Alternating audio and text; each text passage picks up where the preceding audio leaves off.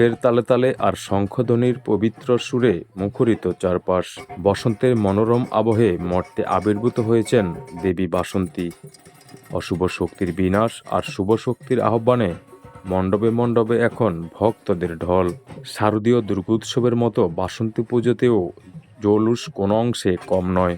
উত্তর দক্ষিণ পূর্ব পশ্চিম সবখানেই ভক্তির প্লাবন। ছোট বড় সবার উপস্থিতিতে মন্দির প্রাঙ্গণ যেন এক বিশাল মেলায় পরিণত হয়েছে। বসন্তকালে বাসন্তী পূজাটায় প্রতি বছরের ন্যায় এবারও হইতেছে। এই বাসন্তী পূজায় আসল প্রকৃত দুর্গা পূজা বসন্তকালে করা হয়। এই জন্য বাসন্তী পূজা কার্তিকে যে পূজাটা করা হয় ওটা দুর্গা পূজা। আমরা প্রতি বছরে এই বাসন্তী পূজার জন্য প্রতি বছরে আমরা মায়ের এখানে কীভাবে আসবো, আরতি করবো এই অপেক্ষা থাকি। লক্ষ্মীপুরের রায়পুর উপজেলার হায়দ্রগঞ্জ বাজার সংলগ্ন অধিকারী বাড়িতে চলছে ঐতিহ্যবাহী বাসন্তী পূজার আয়োজন। সকাল থেকেই ভক্তদের পদচারণায় মুখরিত হয়ে উঠেছে পুরো এলাকা। ধূপ দ্বীপ আর ফুলের সুবাসে ভরে উঠেছে পূজা মণ্ডপ।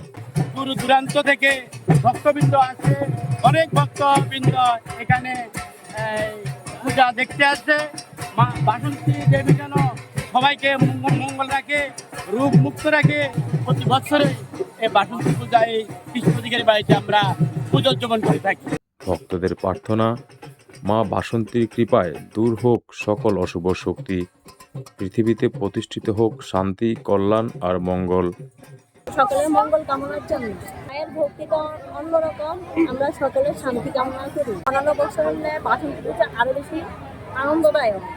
আমরা সপরিবার নিয়ে এখানে ঘুরতে এসেছি মায়ের আরাধনা করার জন্য।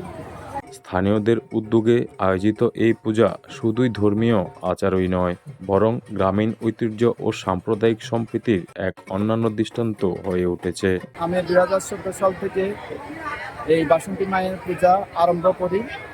আরম্ভ করার পর থেকেই অনেকে হয়তো জানতো না, যখন আমরা প্রতি বছর প্রত্যেকে গ্রামবাসীর সহযোগিতা সহ আশেপাশের যত গ্রাম আছে থানা পর্যায়ে প্রত্যেকের সহযোগিতা নিয়ে যখন আমরা মায়ের এই পূজা আরম্ভ করতেছি, এখন প্রতিনিয়ত প্রতি বছর দিন দিন আমাদের ভক্ত সমাগম বাড়তেছে এবং আমরা ভক্ত সমাগমের হিমশিম খাচ্ছি তাদেরকে সামলাতে।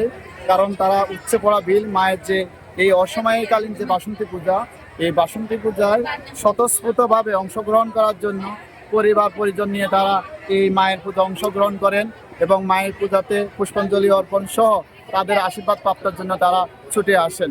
মায়ের আগমনে মুখরিত এই জনপদ। হাজারো ভক্তের এই সমাগম বলে দেয় উৎসবের কোনো ঋতু হয় না, উৎসব থাকে মানুষের অন্তরে। শিমুল অধিকারী, সুমন, লক্ষ্মীপুর।